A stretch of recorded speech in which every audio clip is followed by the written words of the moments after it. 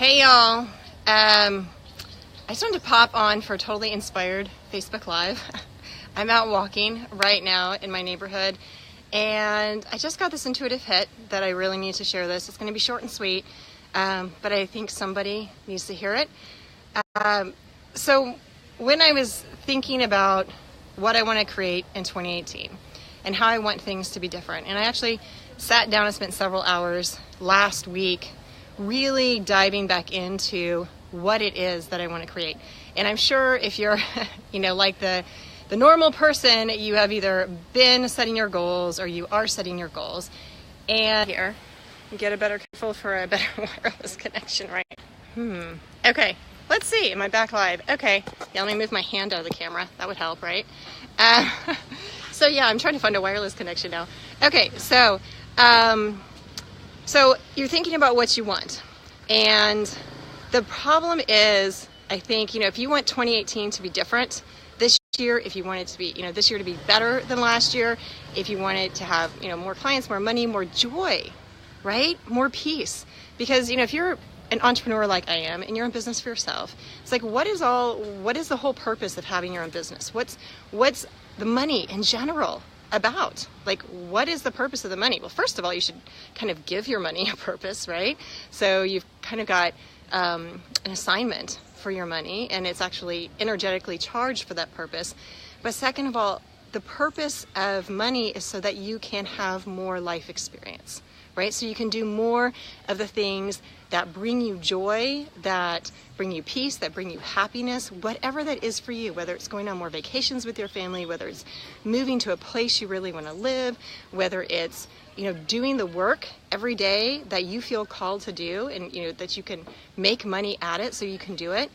So if you want 2018 to be more of that, and hold on, I'll set my water bottle down here, you need to make this shift.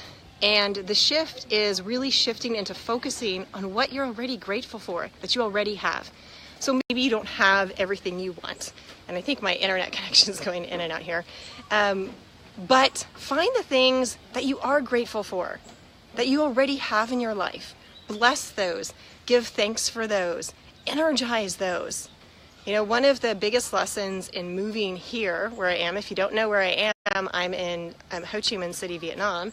You can see I'm down by the river right now. It was so stressful. Honestly, it was so stressful, and I was so stressed out, I actually broke out in full body hives for the first time ever, and hopefully the only time ever in my entire life. And it was painful. I looked like a cheetah, like my face was swollen, and it was all from self-induced stress. So I would ask you, where are you stressing yourself out in your life? Where are you, getting stressed over things that maybe really aren't that big of a deal? I mean, I know and this is one of the things I wanted to share with you, my perspective on how things were different, how people weren't doing things, the same as in the US, how they were, maybe not as good. Was my perception, that sort of thing, was causing me all of this pain and stress. And one of the lessons I read in A Course in Miracles this morning, which just really hit home for me so much, is that you cannot achieve your goals without your brother. And I'm paraphrasing, of course, you must, quit judging, essentially. Quit judging your brother. Quit judging situations, because it's your judgment that takes you out of alignment with divine source. It separates you from your source. It takes you out of alignment with your power and your purpose. And I was just like, this is so appropriate, because it also talked about goals. And it said, without your brother, you will not reach your goals. And it was all about judgment and our judgments around situations. And when I look back at the move here and why I was so stressed out, and why, we were sick all the time, and all these things that happened, a lot of it was around judgment. A lot of it was around focusing on the things that were wrong instead of the things that were right. Now, as the universe tends to do, and thank you, I like easier lessons. In the whole scheme of things, the lesson I got was easier than, some other more severe lessons, reminders that could come. That my lesson was to change my perspective. And when I decided after I was broken out in the hives and I was in pain and I was itching all over and my face was swollen and my eyes were almost swollen shut, I mean, it was bad. I was like, I can't do this anymore.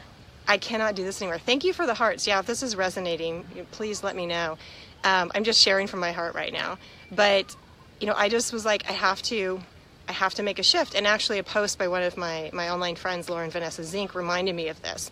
How first of all, we take our health for granted a lot of times, but how our perspective impacts everything that we do, our health, our wealth, our happiness, our joy, and you are in control of that to a very, very, very, very, very large extent. Some people would say 100% in control of that by the perspective that you choose to take and have around a situation, around a person, a judgment you have around yourself, not forgiving yourself for past mistakes, not forgiving other people for past mistakes. Forgiveness work has been a whole lot of the work that I've been doing this past year. But when I made that perspective shift, surprise, surprise, things started to change. There's the saying that when you change the way you look at things, the things you look at change. And it's 100% true. Because you can just think of it logically. If a situation happens and 100 different people see that situation and you ask the 100 different people to say what happened, you will get 100 different stories because we're all filtering that, what we saw, what happened through our belief systems, through our perceptions, through our programming. But when you make the conscious choice to shift your perspective, then things will be different. Your 2018 will be different. And I believe it starts with one of the most powerful ways to make this shift is to start blessing and being grateful for the things that you already have. So this morning I was slated to be working at my computer. And here in Ho Chi Minh City, there's quite often some air pollution. And it was slated to be a red day this morning, which means do not go outside. And I love being outside because I'm blessed. You can see I'm in tank top and everything. It's like 80 degrees right now. So I'm really feeling very, very blessed to be living in this environment where it's warm and I can be outside, but the air pollution keeps me inside on a lot of days. And today, this morning, surprise, surprise, it's only yellow, which means only slightly hazardous. So I decided to take advantage of the opportunity to go outside and just walk around. I've done my daily morning gratitude practice this morning, and I decided to walk around because I'm grateful that the air is clean enough for me to be outside this morning. It's like you got to be grateful for the little things, right? And the big things in your life. So what are you grateful for today? Type it in the comments. Remind yourself. Start making a big list of what you are grateful for all the things that you already have. And I know, believe me, I have been at times in my life where I'm like, there is not an effing thing to be grateful for, or it's really hard to find that thing because it just sucks, the situation you're in. And if you're in that situation, be grateful that that you're alive and that you have the opportunity for things to be different in the future. If you can't be grateful for something, be grateful for the possibility and opportunity that it could be different, that you have the opportunity to make things different. Start there if you can't be grateful for anything else. So I wanted to share that. Like I said, I'm keeping it short, but I would love to hear what you're grateful for. I'm grateful for you. I'm grateful for people who this message will reach. I felt like needed to reach somebody this morning. I'm grateful for the place I live in, my family, the work I'm able to do, the program I'm running, with amazing people in it like Dana. Hi, Dana. So there's so much to be grateful for. So start making your list of good evidence. One of my mentors called it good evidence. And actually, I'll give you another tip on changing your perspective and shifting your perspective. And if you're in my program right now, Passion Launch Profits, then you already know this because it's part of the daily practice that I've outlined for you and that you're doing right now.